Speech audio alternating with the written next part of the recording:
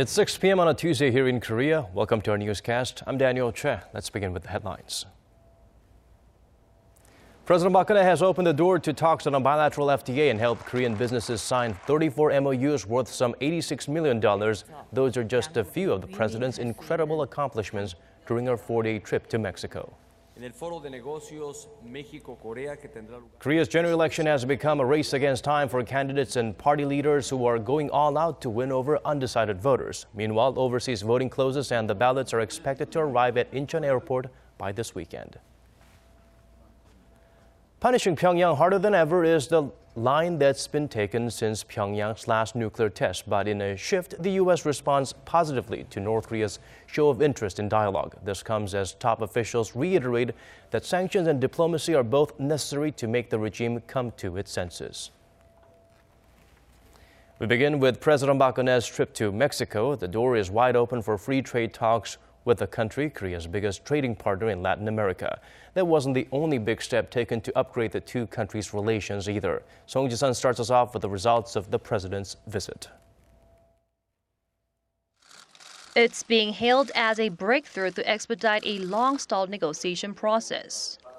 President Park Geun-hye and Mexican President Enrique Peña Nieto announced the two countries will resume efforts to finally seal a bilateral free trade agreement by holding working-level talks in the fourth quarter of this year. 멕시코는 우리의 중남미 지역 최대 교역국이지만 양국 간 교역 및 투자를 확대해 나갈 여지는 여전히 매우 크다고 봅니다. 이 실무 협의에서 양국이 윈윈할 수 있는 창의적 방안을 마련하는 등 좋은 결실을 거두기를 기대합니다. The two countries also sealed 34 MOUs to help Korean companies better engage in Mexican projects ranging from energy and water management to transportation and infrastructure. A business forum and one-on-one consultations were held on the sidelines of the summit to give Korean business leaders the opportunity to speak with local buyers. Korean startups fostered at Seoul's new innovation centers were among the companies that sealed deals worth $86 million at the event. On the business front, companies from both countries will be able to strengthen their collaborations through this economic cooperation agreement. As Mexico has always advocated nuclear non-proliferation, Peña Nieto also stressed that Mexico will not tolerate nuclear development or testing by any country in order to safeguard the peace and security of the world. For a stop in Washington for the Nuclear Security Summit, President Park continued her nuclear diplomacy to keep the sanctions pressure on North Korea and open doors for Korean companies of all sizes to enter the America through expanded cooperation with Mexico. Song Ji-sun, Arirang News, Mexico City. Staying on the two leaders' agreement to restart free trade talks, now among the major countries in Latin America, Mexico is the only one with which Korea does not have a bilateral or multilateral FTA. Kim Min-ji has the details. Korea and Mexico are set to open talks on resuming free trade negotiations after they were dropped 8 years ago. The deal could represent a breakthrough for Korea's slowing exports. Not only is Mexico the second largest market in Latin America after Brazil, it's also a member of NAFTA and the Trans-Pacific Partnership. Mexico is a very important country for Korea. It's part of multiple free trade deals. Korea can use Mexico as an export hub, which can act as a bridge for Korean companies to expand into American markets. The trade volume between the two countries stood at $14.4 billion last year, up from just $4.2 billion in 2005. Korea's main export items to Mexico so far have been flat-screen displays, steel products, and auto parts.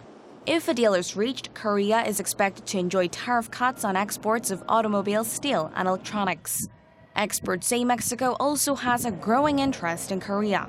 Mexico's attitudes on Korea has been changed because they recognize Korea's competitiveness in manufacturing. And in IT industries, of course, we have top-notch technologies, which is recognized by Mexican companies.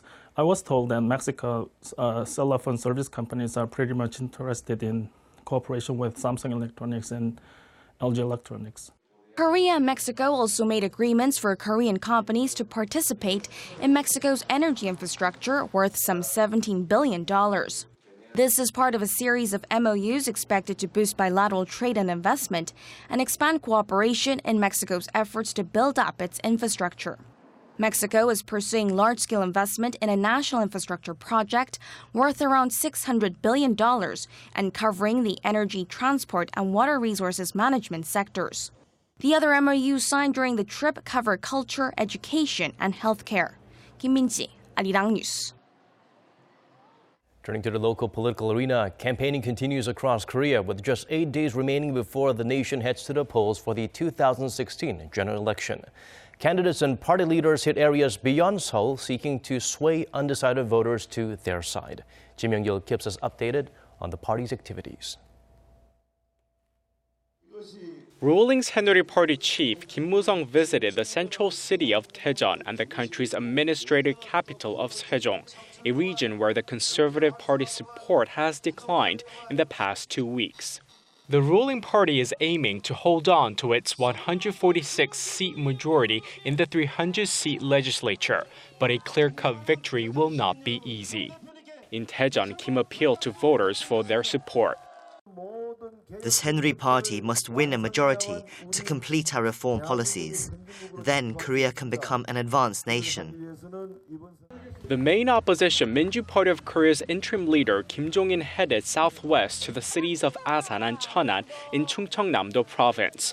In Asan, Kim again characterized the election as a referendum on the economic failures of the current administration and vowed to revitalize the economy, create jobs, and reduce a growing socio-economic gap. The Minju Party will protect people's livelihoods and help boost the middle class through strong economic policies. The party hopes to hold on to its 102 seats and win at least another 8 in the upcoming contest. The recently formed minor opposition People's Party focused on Gyeonggi-do province, with the goal of whipping up excitement among undecided voters. Co-leader An Chol-soo spent the day north of Seoul in the city of Uijeongbu, promoting his call for an end to the two-party system. The two rival parties only fight. The People's Party has solutions for the country's livelihood issues. The prospect of an opposition coalition has faded now that the National Election Commission has printed the ballots. The candidates could still form alliances, but the names of their rivals will still appear on the ballot. The idea to field single candidates was floated by the Minju Party, but rejected by the People's Party, which claimed its liberal counterpart had no intention of joining hands on equal terms. Kim Young-gil, Arirang News. The 6-day overseas voting period came to an end around the world on Monday as another group of early voters goes to the polls. Korea's National Election Commission said Tuesday that over 63,000 overseas Koreans cast ballots in the election this year, or about 41% of all eligible voters living abroad. Turnout was around 13% higher than for the last general elections 4 years ago. The biggest group of overseas voters is in the United States, which has nearly 37% of the total, followed by China and Japan with 27% each. The ballots are expected to arrive at Incheon International Airport by Saturday for certification by the election watchdog. While that's going on, Korean fishermen at sea have their next 4 days to vote, and they'll send their ballots in via satellite-linked fax machines. As we count down to the April 13th election, we continue our series on regions across Korea. In this installment, we break down the latest polling in the nation's southwestern Jeolla-do province.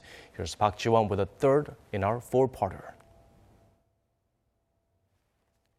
Korea's southwestern Jeolla provinces and the nation's southern resort island of Jeju are traditional liberal strongholds. There are 31 seats up for grabs, and that's about 12% of all 253 National Assembly seats.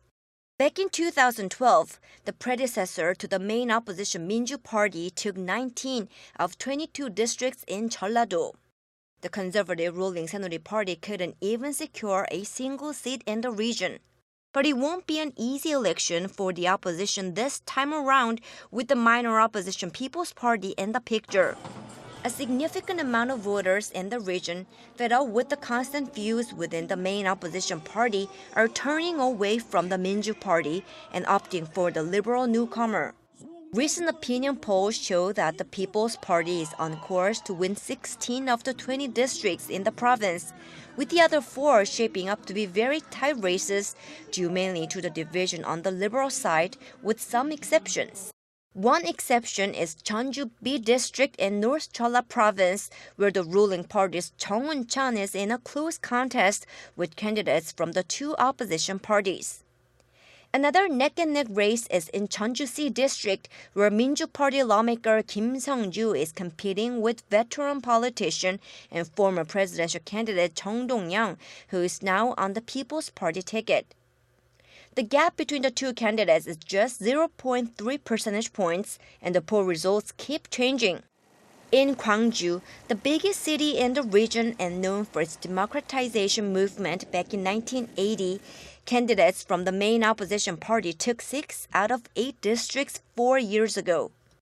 But the People's Party is already making a strong showing in the city, with recent polling suggesting that 7 out of 8 districts could go to candidates from the new party.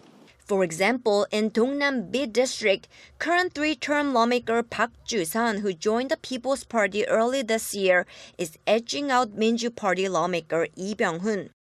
On Korea's resort island of Jeju, the main opposition party has taken every parliamentary seat for the past 12 years.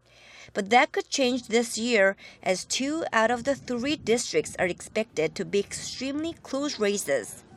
Park Ji-won, Arirang News. The United States responded to North Korea's first show of interest in dialogue since the latest UN Security Council resolution took effect. A senior U.S. diplomat says Washington is open to talks, but only under certain circumstances. Kwon So-woo has this report. The U.S. is open to talks with North Korea, according to several U.S. officials responding to Pyongyang's recent remarks suggesting it wants dialogue with Washington. U.S. Assistant Secretary of State for East Asian and Pacific Affairs Daniel Russell says the U.S. has not given up on diplomacy with Pyongyang, but Washington aims to make the regime's leadership realize that there is no possible alternative to credible negotiations on the nuclear issue. According to the senior U.S. diplomat, North Korea should take meaningful steps, namely freeze all of its nuclear activities and make a credible declaration of its past activities. He also suggested Pyongyang follow Iran's path and allow inspections of its nuclear test sites by the International Atomic Energy Agency. Now, despite these conditions, questions here in Seoul are arising about the prospects for U.S.-North Korea peace talks alongside efforts on denuclearization. Seoul's foreign ministry said Tuesday Washington is on the same page. It's not that South Korea and the U.S. have different stances. The door is always open for talks with North Korea. But what's important is that the dialogue has to be sincere. And for that to happen right now, we have to change Pyongyang by putting pressure on it. The remarks echo a statement Russell made Monday when he reiterated the U.S. commitment to fully implementing the latest UN sanctions, saying the measures were not created to destroy North Korea, but to bring North Korea's leaders, quote, to their senses. Kwon So-woo, Arirang News. Moving on, Korea's sovereign debt rose sharply last year, with the total amount standing at roughly $510 billion. The government says the figure still points to the country's relative fiscal health. Hwang Ji-hye looks into the numbers. Korea's government debt last year went up roughly $50 billion from the year before to $510 billion. That means each person in Korea now shoulders a debt burden of around $10,000. The figures came as the government confirmed last year's settlement of national accounts during a cabinet meeting on Tuesday. The government also said that the sovereign debt-to-GDP ratio went up 2 percentage points in 2015 from the year before to 37.9%. The amount of national debt has risen as the government has introduced aggressive expansionary fiscal policies to prop up the economy. The government last year injected around $10 billion to rev up domestic demand that was dampened by the MERS outbreak. And while the government is pledging to boost efficiency this year through fiscal reforms, it also says its fiscal health is relatively good compared to that of other OECD countries. As of 2014, the average sovereign debt-to-GDP ratio in the OECD, which includes debt from public nonprofit organizations, stood at over 115%, while the ratio for Korea came in at slightly over 40%. Moody's Investors Service also cited Korea's strong and resilient fiscal health when it upgraded the country's sovereign rating. But experts caution against too much optimism, citing Korea's slowing growth and the rapidly aging population, which is putting extra strain on the welfare system. Gwangju, Arirang News.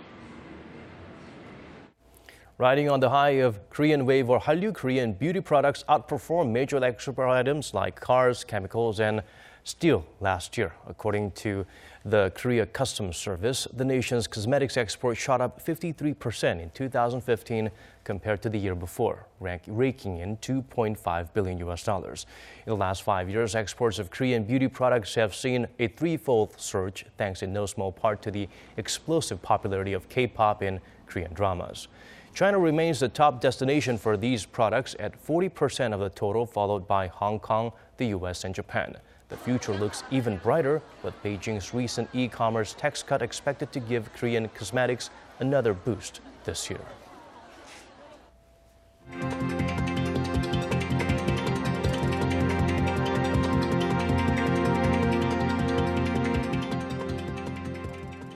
That brings us to the end of our newscast. As always, thank you for watching.